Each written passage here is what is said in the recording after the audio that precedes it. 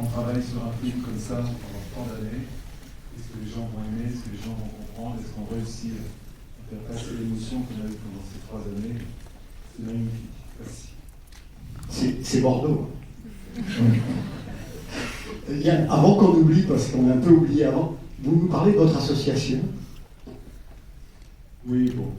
Oui. Non, c'est-à-dire que c'est un film qui a entièrement été mécéné, donc tous les bénéfices du film vont à une association qui s'appelle Women's School, qui pour aider les femmes dans le monde entier qui veulent devenir journalistes, dans les médias, dans le cinéma, écrire. Donc voilà, donc dès que vous prenez un billet, une partie de l'argent va pour servir pour cette association. J'aimerais dire un peu parce que c'est rare qu'on ait la chance. On a aussi une équipe jeune, on a aussi formé des jeunes journalistes. Et je sais qu'il y a une jeune fille qui nous a accompagnés pendant 2 ans, Lisa Théo. Lève-toi. Elle est là, elle a travaillé avec nous. Et j'aimerais bien qu'elle soit là, je ne la pas. Elle est là-bas au fond à gauche. Au fond à gauche, ça va. On a beaucoup travaillé sur le témoignage en France. Et la plupart des femmes que vous entendez qui parlent français, beaucoup d'entre elles, c'est Lisa qui les a trouvées. Donc voilà, on n'était pas toutes seules, on avait une équipe de journalistes formidables, ne pleure pas, et, qui nous ont accompagnés. Et d'ailleurs, il y a certaines femmes qui ont témoigné, voilà, qui ont été interviewées. Il y a des femmes qui ont témoigné, qui sont dans la salle. En tout cas, on a eu des noms qui nous ont confirmé. Qu'elles se lèvent, levez-vous. Levez-vous. Levez-vous. Venez avec nous. Nous allons vous dire comment se jouer les femmes, comment vous allez travailler. Ouais. Donc quand on a décidé de faire un film sur les femmes, j'ai bien compris qu'il fallait qu'il y ait des femmes avec moi, bien évidemment. Et donc il y a 18 femmes sur une vingtaine de personnes. Bonjour.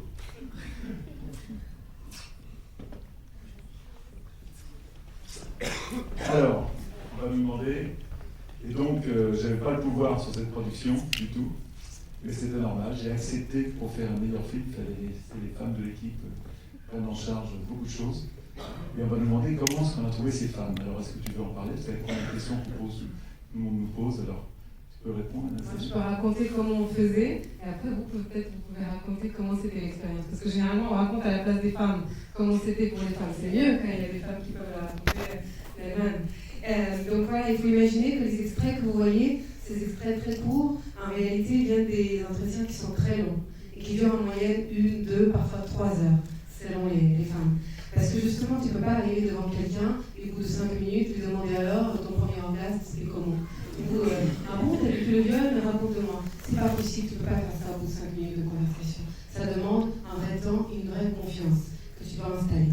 Et donc pour ça, on travaillait pendant des mois et des mois en amont. Alors en France, c'était un peu différent parce que forcément, on parlait la langue, on pouvait se déplacer et accéder aux gens plus facilement que quand on allait à l'autre bout du monde. En France, voilà, c'était Lisa et d'autres journalistes qui faisaient un direct, pouvaient parler avec les femmes. Et dans les autres pays, on avait des fixeuses, aussi que des femmes. Dans le cadre de ce projet, il faut savoir que Laviane n'a pas fait un entretien. Ce ne sont que des femmes qui ont travaillé. Moi, j'en ai fait beaucoup. On avait 5 journalistes formidables qui nous ont accompagnés pendant presque 2 ans pour faire tous ces entretiens.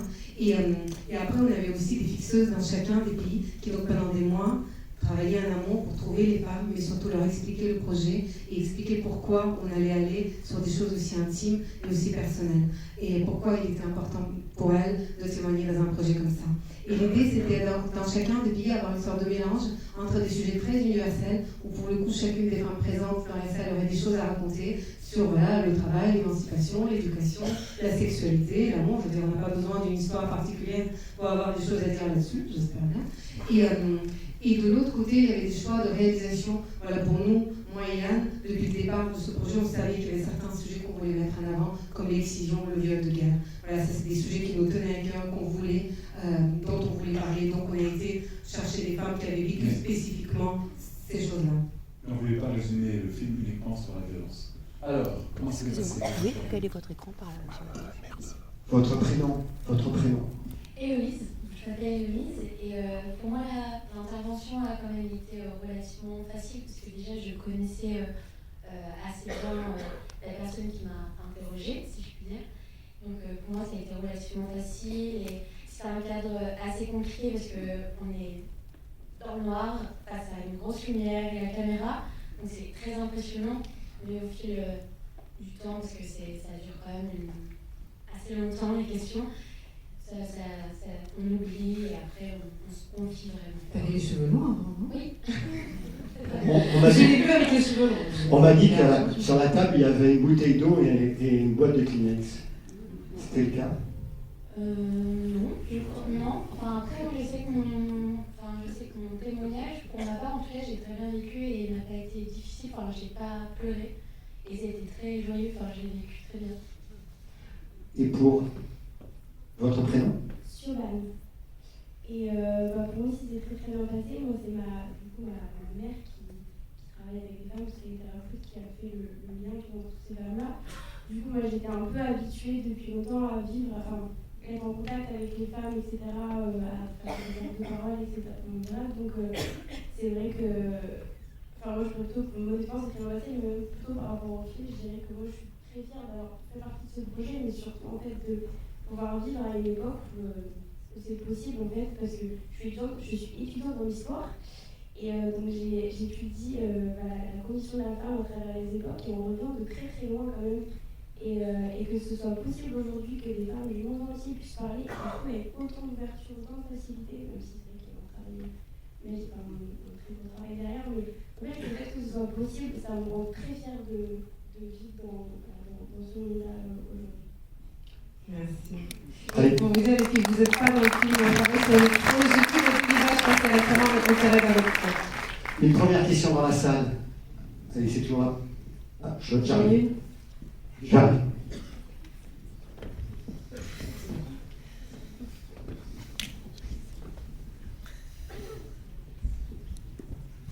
Bonsoir.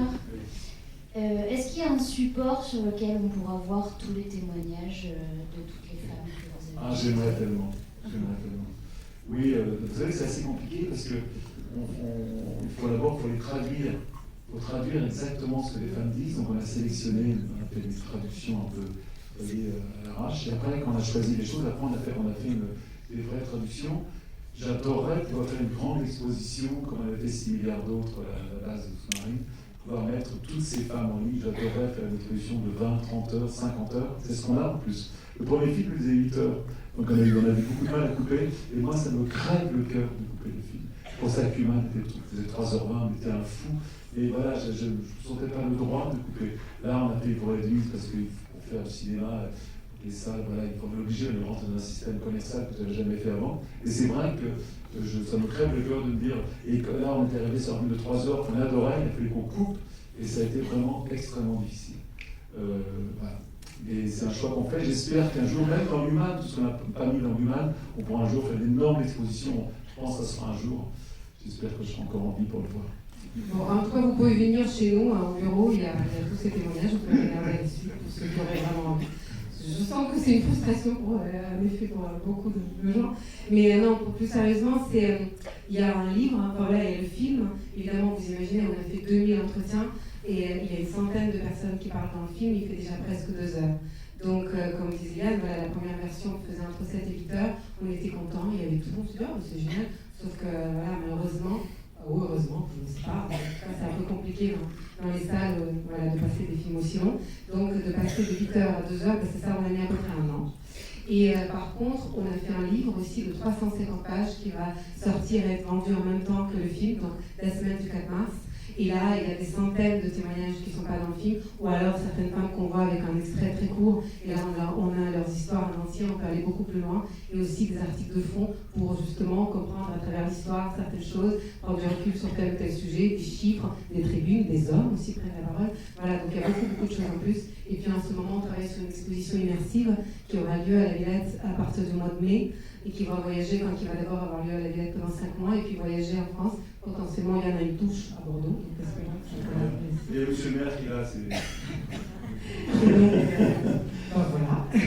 Et voilà, donc pour nous, l'idée, c'est de faire exister toutes ces femmes d'une façon ou d'une autre dans le projet, même si ce n'est pas dans le film lui-même. Il y a une question tout au fond de la salle là-bas. Bonsoir Anastasia, bonsoir Yann. Moi j'aurais 2 questions, enfin 2 interrogations. Au vu du générique de fin, ma première question c'est, vous avez tourné dans la prison pour femmes de Versailles? Vous êtes... Oui. Oui, moi-même, j'ai tourné là-bas. Pourquoi? Non, mais parce que quelles sont les personnes, parce que ça m'a pas marqué. Ou alors Mais vous savez, en fait, ce qui est intéressant avec ce projet, il y a aussi des femmes PDG, des femmes à la tête des États, que vous avez vu dans le film et vous n'avez pas forcément su, des femmes à la tête de l'ONU, et vous ne le savez pas parce qu'elles parlent d'autres choses, et parce qu'on a décidé, vous savez, on a fait ce choix de ne pas donner de contexte, ce que je trouve formidable, moi, personnellement, justement de ne pas contextualiser, de ne pas les enfermer dans une case.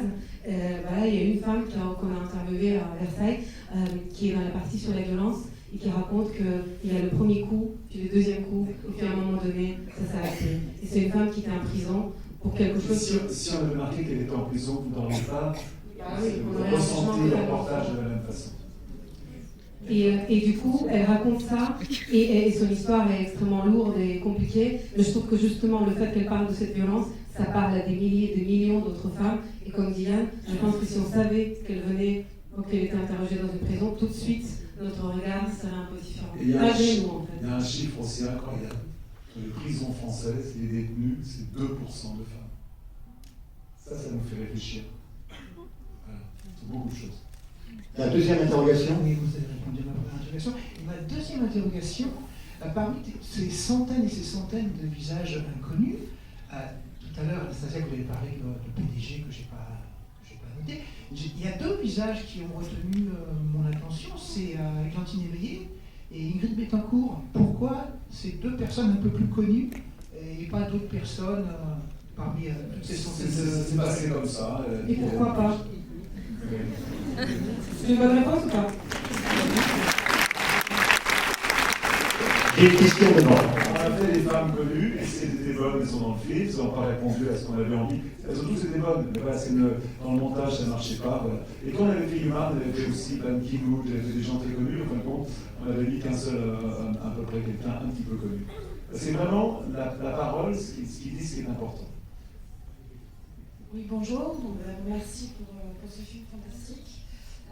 J'avais adoré les expositions que vous avez fait à Bordeaux, donc j'espère que justement vous allez pouvoir On adorerait le faire, on y prend le temps. Mon questionnement est plus dans le sens, je comprends le choix de ne pas donner leur contexte. Ce qui m'a manqué, personnellement, c'est d'où venaient toutes ces femmes. Géographiquement, en fait, parce qu'il y a des moments, des super images de femmes guerrières en train de danser, tout ça, on se dit, mais d'où c'est, où elles sont, d'où elles viennent, dans quel pays on en a encore là, quand on voit des femmes qui subissent certaines choses. Alors, c'est ce petit côté-là qui m'a on avait essayé dans Human de mettre des sous-titres, des femmes qui étaient partout, et ça dérangeait l'image. L'image était moins belle. Voilà, et surtout, ça donnait. Voilà,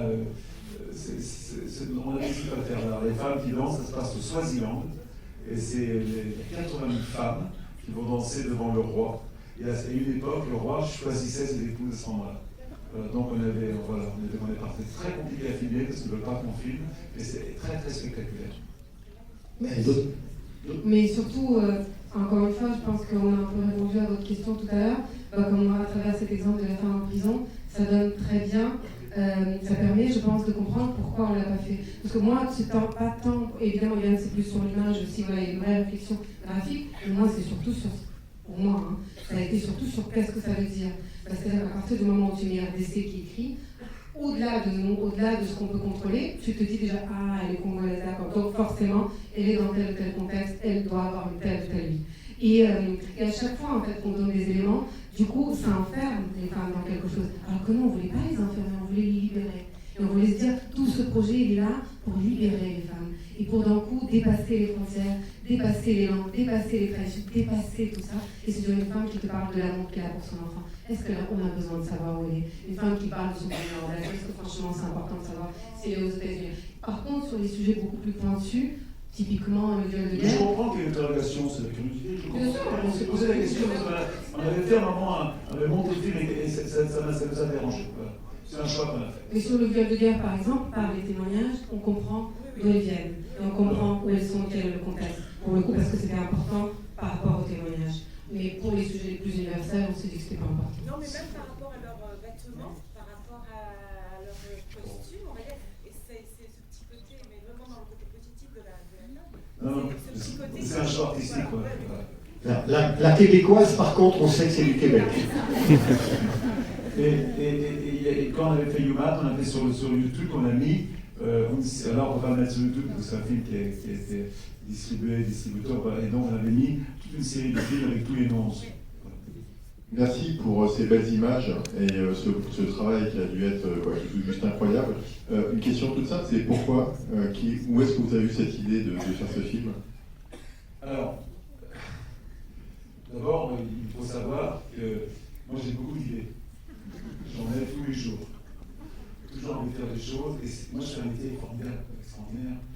Et peut-être que de se dire, essayer de comprendre les femmes de ma vie, peut-être que je n'avais pas parlé. Et j'avais envie de faire un film sur les femmes. C'est un point de fait humain, ça s'est imposé à nous, Anastasia et moi, on a compris qu'il y avait quelque chose à faire là-dessus. Et on a commencé à faire des tests, et on a été soufflés par la libération des femmes, que les femmes avaient envie de parler. On se souvient, on allait au début, on cherchait des mécènes, on cherchait des moyens de montrer le film, trouver des distributeurs, on montait des petits teasers. On avait travaillé quelques mois sur le film et on présentait un teaser. Et dans les salles comme ça, quand on sortait, il y avait 20 femmes qui venaient nous voir, j'aimerais être dans votre film.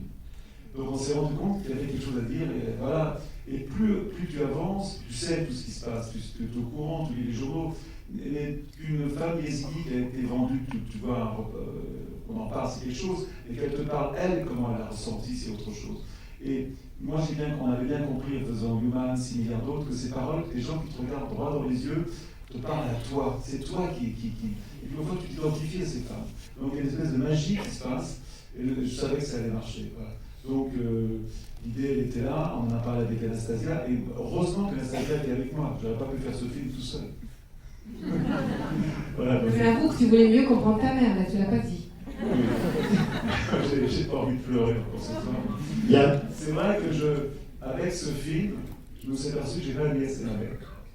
Et je me suis aperçu que tout ce que j'ai, et je m'aperçois que ce socle d'empathie que j'ai en moi, que j'aime les gens, elle vient de ma mère. Je pense qu'on a tous en nous cette espèce d'amour des autres qui vient de votre mère. C'est votre mère qui vous a aidé, qui vous a protégé, et ça c'est quelque chose qui vous suit toute votre vie.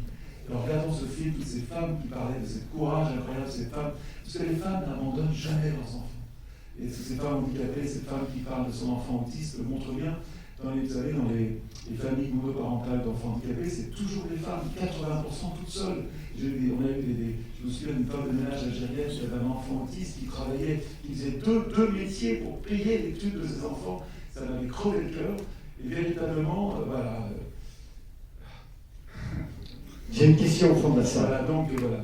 Allez. Et je ne dis pas les libertés. Voilà. Mais moi, j'ai fait partie d'une génération. Ma mère avait 7 enfants, elle travaillait comme une folle. Et moi, j'admirais mon père qui ramenait l'argent à la maison, qui avait l'autorité, et elle travaillait. Et je ne respectais pas son travail de mère. Voilà. Et j'ai eu tort. Allez-y. Bonsoir et bravo, tout simplement. Je voudrais simplement savoir comment vous, vos collègues sur place, avez pu convaincre certaines femmes de témoigner quand parfois peut-être derrière il y aurait pu avoir des représailles ou que c'était vraiment un sujet très difficile. Comment vous avez convaincu toutes ces femmes de témoigner sur des sujets aussi difficiles? Alors, il ne peut pas avoir de représailles, et Anastasia va vous expliquer pourquoi. Parce que sinon on allait me frapper. Non, en fait, il faut imaginer que voilà, on travaillait, comme je disais tout à l'heure, on ne travaillait jamais seul. On était vraiment accompagnés dans chacun des pays. Le projet existe pour que les femmes soient célébrées. Et j'espère qu'au-delà des sujets difficiles, etc., qu'on aborde en partie dans le film, enfin, voilà, que vous vous êtes sentis en tant que femme célébrées à travers ce film. Et pour moi, c'est la force, c'est la résilience des femmes qui est le message principal que je retiens de tout ça. Et donc, c'est aussi dans ce sens-là qu'on l'a fait. Et donc, on a beaucoup travaillé pour justement pas que ça soit un problème potentiel pour toutes ces femmes. Donc, on a beaucoup travaillé avec les associations, par exemple, sur les sujets les plus délicats pour trouver les femmes, mais aussi voir lesquelles sont aujourd'hui prêtes à assumer tout ça. Parce qu'il ne suffit pas de parler, parfois on peut prendre la parole, on croit qu'on est fort, mais en réalité, quand il y a des millions de gens qui vont t'écouter, tu ne sais pas forcément, toi, si tu seras capable d'assumer tout ça derrière. Et alors que les gens qui t'accompagnent depuis des années, qui sont à tes côtés, peut-être ont un tout petit peu plus de recul. Et justement, en parlant du viol de guerre, qui est un des sujets les plus difficiles, moi j'ai passé plusieurs semaines à l'hôpital Panzi, au Congo, voilà, qui est tenu par le prix Nobel de la paix, Dr Mukwege, peut-être que vous en avez entendu parler. Et toutes ces femmes qu'on entend, on les a interviewées là-bas, les Congolaises en tout cas. Et c'est vraiment grâce à à tout le personnel de l'hôpital et à tout le travail qu'on a fait main dans la main pendant des mois aussi en amont, que voilà, on a trouvé les femmes qui aujourd'hui, pour qui c'était même nécessaire de prendre la parole. Elles étaient dans l'étape où c'était important en fait pour elles de parler. Et justement pour revenir à ce que disait Yann tout à l'heure sur le fait de pourquoi ce projet, quel a été le déclencheur, pour moi, bon, même si ma mère c'est aussi toute une personnalité un peu différente par rapport à toi, voilà, mais en tout cas c'est pas tant ça, c'est plus, pendant qu'on travaillait sur Human, moi j'avais ressenti quelque chose qui était en train de se passer au niveau de la parole féminine. On est arrivé dans un pays, les hommes étaient fiers et contents de partager leurs histoires, les femmes au début étaient méfiantes, posaient plein de questions. Mais par contre, une fois qu'elles étaient devant la caméra, beaucoup d'entre elles, c'était comme si elles avaient attendu ce moment toute leur vie. Mais d'un coup, vraiment, comme si c'était presque vital de parler. Et alors que dans certains pays, ça fait longtemps que j'ai fait des interviews, il y a 15 ans, c'était presque impossible de trouver une femme prête à témoigner à visage découvert, surtout comme ça, voilà, sur grand écran, devant une caméra. Et donc j'ai dit à Yann, je pense qu'il se passe quelque chose. En fait, c'est pas seulement que nous, on a envie de donner la parole aux femmes, elles veulent prendre la parole. Et donc, quand on a terminé Human, on s'est dit, tiens, voilà, on a parlé, on a donné la parole aux femmes, mais peut-être pas suffisamment, comment on pourrait aller plus loin, et surtout comment leur offrir cette fenêtre. Et c'est comme ça que le projet a démarré. Et c'est 1 an et demi plus tard que Weinstein est arrivé, MeToo a démarré, et tous ces mouvements et toutes ces choses dont on parle dans les médias maintenant toutes les semaines. Et nous, quand c'est arrivé, on n'était pas du tout surpris. Parce qu'on sentait que c'était déjà là, il fallait juste un déclencheur pour qu'enfin, ça soit partout. Mais les femmes, elles étaient déjà prêtes. Donc, pour revenir à ce que vous disiez, évidemment, par contre, sur certains sujets, c'est compliqué. Et je ne veux pas dire que ça n'expose pas les femmes. Mais à chaque fois, même les femmes qui ont voulu faire, elles m'ont dit, c'est mon choix. Donc, laisse-moi faire mon choix. Et nous, on est là juste pour respecter leur choix. Et quand on a fait le choix final, par exemple sur la chinoise qui parle, elle a pris un risque en parlant de cette histoire d'avortement il y a 8 mois, on a envoyé la vidéo, est-ce que vous êtes d'accord? On a même vraiment vérifié, vous savez, il y a des dizaines de choses très sensibles en demandant aux femmes si vraiment elles confirmaient qu'elles voulaient bien que ce film soit vu. Parce que les gens ne se rendent pas compte souvent qu'ils ont été passés un petit moment avec une équipe pendant 2 jours, et ce qu'elles ont dit va être par des millions de personnes, on l'espère. Une autre question.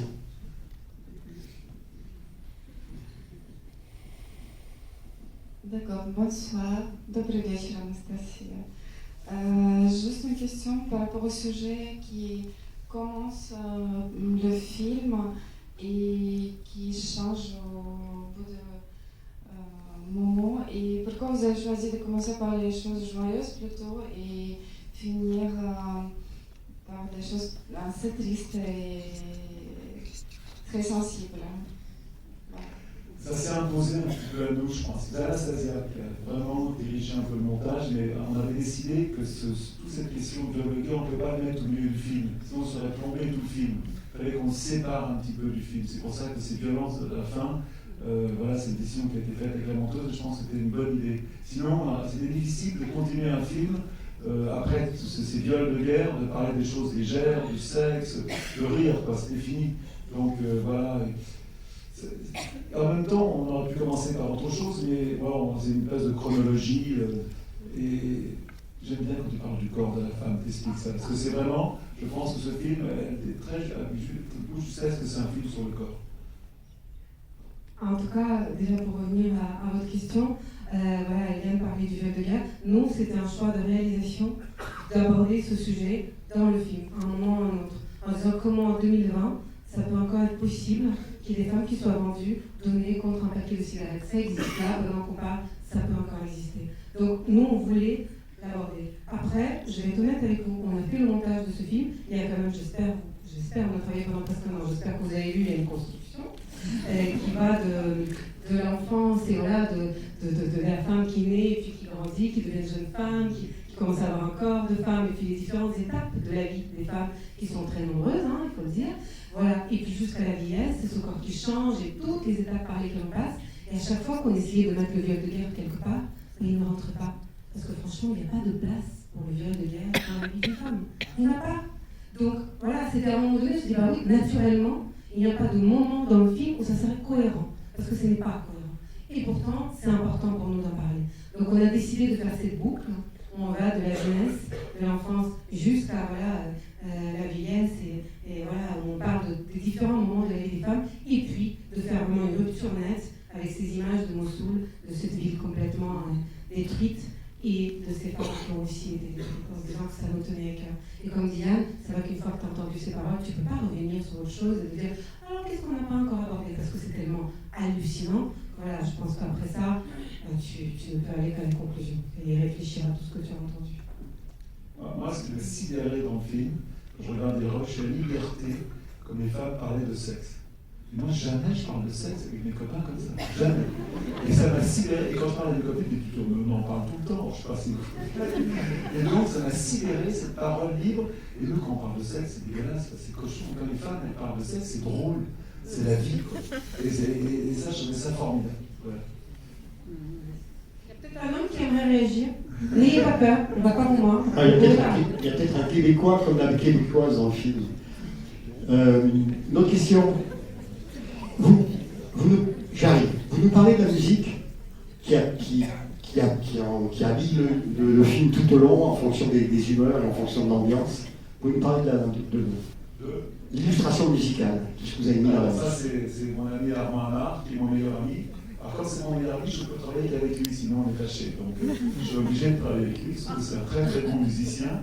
Il a fait la musique de Human, et c'est Imani qui chante à la fin du film.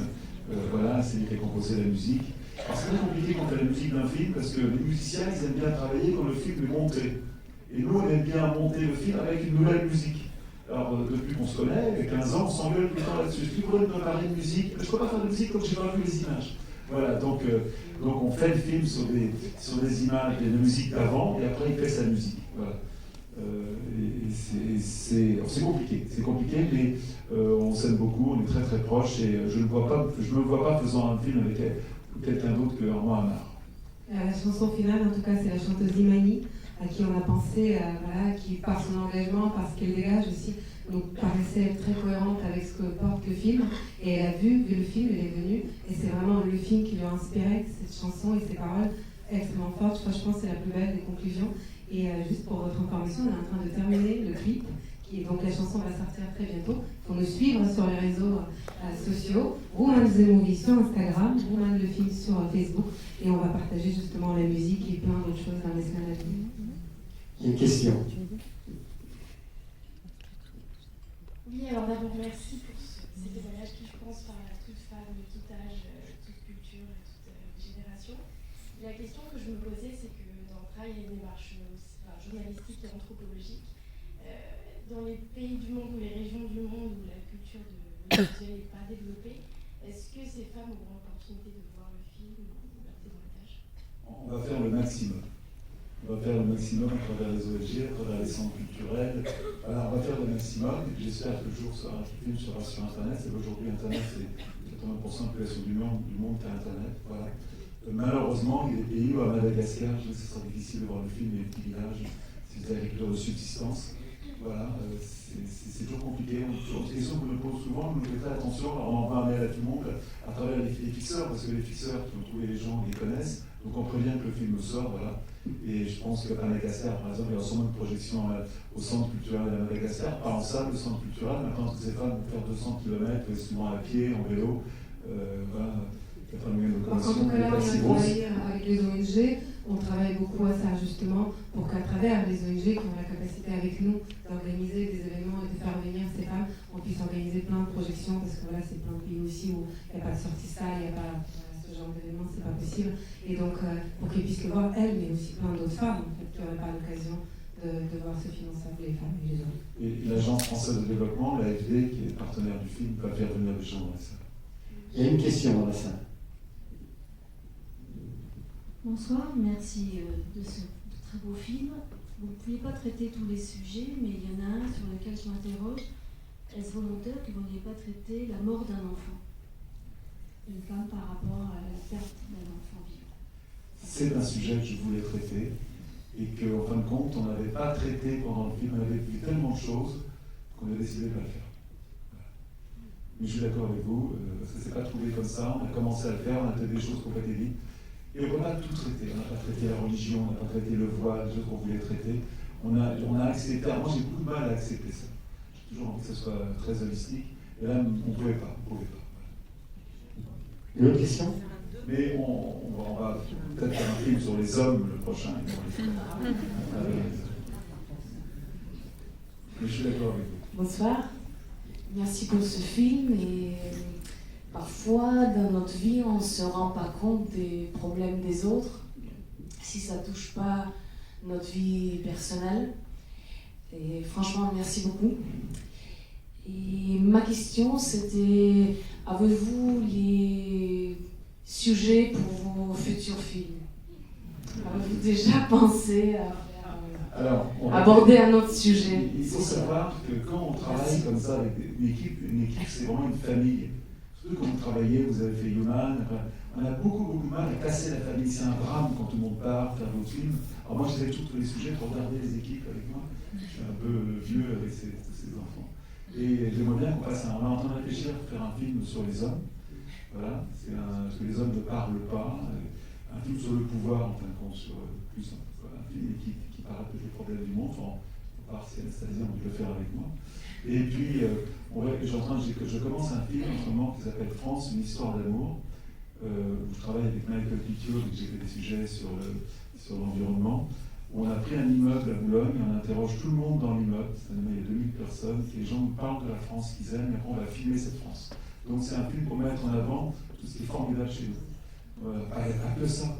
Et moi qui voyage énormément, je m'aperçois, donc on a filmé les Gilets jaunes, on a filmé le Tour du monde, le Tour du monde, on a filmé des moments importants comme ça. On va faire un film d'amour sur la France. Et je suis en train de monter un film en ce moment qui s'appelle Legacy, qui est la suite du film Home, qui va sortir en juin en série télé. Est-ce qu'on peut demander à Anastasia, avec toute cette aventure, est-ce qu'il y a un lieu, il y a un reportage, il y a une femme, il y a un moment qui a tout dépassé, qui vous aura marqué, qui vous marque, et vous garderez tout au long de votre carrière? Oui, je sais.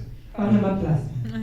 Non, je sais parce qu'un jour j'ai vu Anastasia sortir d'une interview en pleurs, prenant quelqu'un dans ses bras, ne pouvant plus travailler de la journée entière. Et c'est la première femme qu'on a vue dans ce film, et j'aimerais qu'Anastasia, tu en parles, s'il te plaît. Oui, c'est vrai que c'est un moment qui a été fort pour moi et je pense que ça a été fondamental dans la construction même de ce film, dans la compréhension de ce que ce film devait raconter. Parce que voilà, quand on a démarré ce projet, on s'est quand même beaucoup posé de questions, enfin en tout cas moi je me pose tout le temps trop de questions, donc voilà, sur qu'est-ce qu'on doit raconter, comment, quel est le message qu'on a envie de faire passer. Et on était au tout début des entretiens, et donc dans une grande conférence pour les femmes puissantes, qui ont réussi des grandes choses, et cette femme rentre dans la pièce, tout habillée en blanc, absolument magnifique, et là en la voyant, je me suis dit waouh, on aimerait toutes lui ressembler. Et puis elle s'installe et commence à me raconter son histoire. Et là, je me dis, ah oui, non, on n'aimerait surtout pas tout lui ressembler. Et cette femme, petit à petit, me raconte que quand elle était enfant, elle est mexicaine, on lui a demandé de s'occuper de son grand-père qui devenait progressivement aveugle.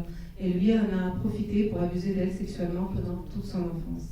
Puis quand elle est devenue jeune femme, on lui propose, parce qu'elle est absolument magnifique, un contrat pour devenir mannequin et partir travailler au Japon. Donc elle, espérant échapper à ce calvaire, elle accepte. Et puis, elle se retrouve dans un abominable trafic sexuel. Elle est obligée, on lui prend ses papiers, elle est obligée à se prostituer pendant plusieurs années pour pouvoir récupérer ses papiers.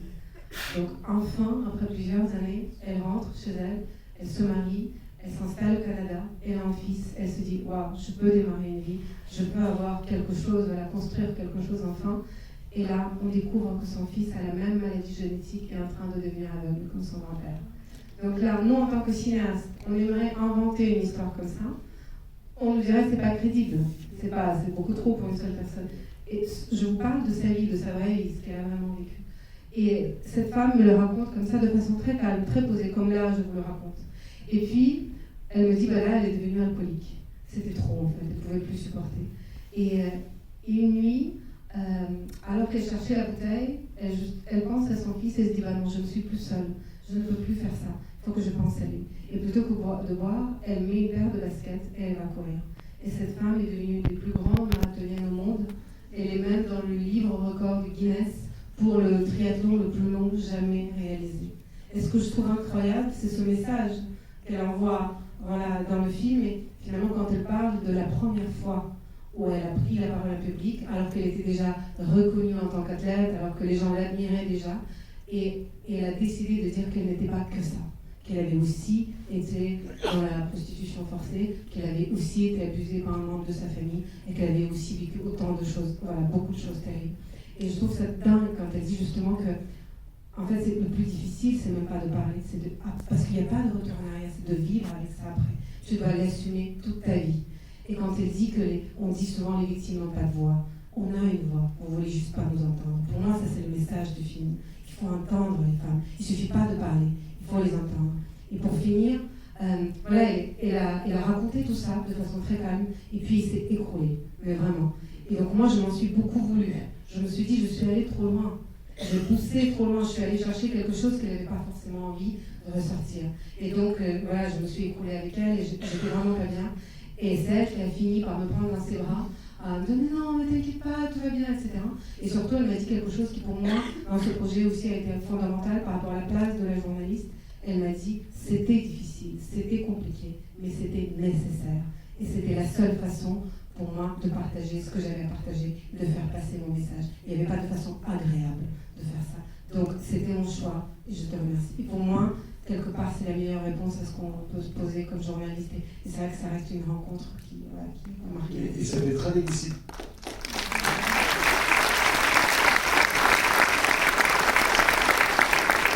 Très difficile de le dire à sa famille. Son grand-père était très respecté et sa famille ne voulait pas, elle avait des menaces de mort. Elle est descendue de Seattle à Mexico en courant, un espèce de voyage initiatique avec un sac à dos, pour dire à sa famille ce qui était arrivé. Dans sa famille, on ne le savait pas. Et elle expliquait qu'elle avait été à l'enterrement de son grand-père, tout le monde trouvait son grand-père extraordinaire. Personne n'avait pas osé dire que son grand-père l'avait violé pendant des années. Et pour vous, Yann, elle a perdu son mari qui a divorcé, c'était compliqué comme ça. Et pour vous, Yann, avant de finir, qu'est-ce que vous allez garder le 4 mars? Le film va bientôt plus vous appartenir. Qu'est-ce que vous allez garder de cette aventure? J'ai grandi, je suis moins con. C'est très simple. Voilà. Je quitte là-dessus. Je pense qu'on peut les remercier très très fort d'avoir été là. J'aimerais le film dites-moi pour vous. On a créé une association où tous les bénéfices du film vont servir, ça on l'a déjà dit. C'est bien de le redire. C'est bien de le redire. Voilà, à chaque fois que vous irez voir ce film en salle, ou un ami à vous, ou quelqu'un que vous connaissez, ça va participer au changement dans la vie d'une femme, puisqu'elle va pouvoir accéder au métier des médias et porter la voix des femmes dans son pays. On espère pouvoir former des centaines de journalistes. Merci à vous tous et à vous tous. Merci.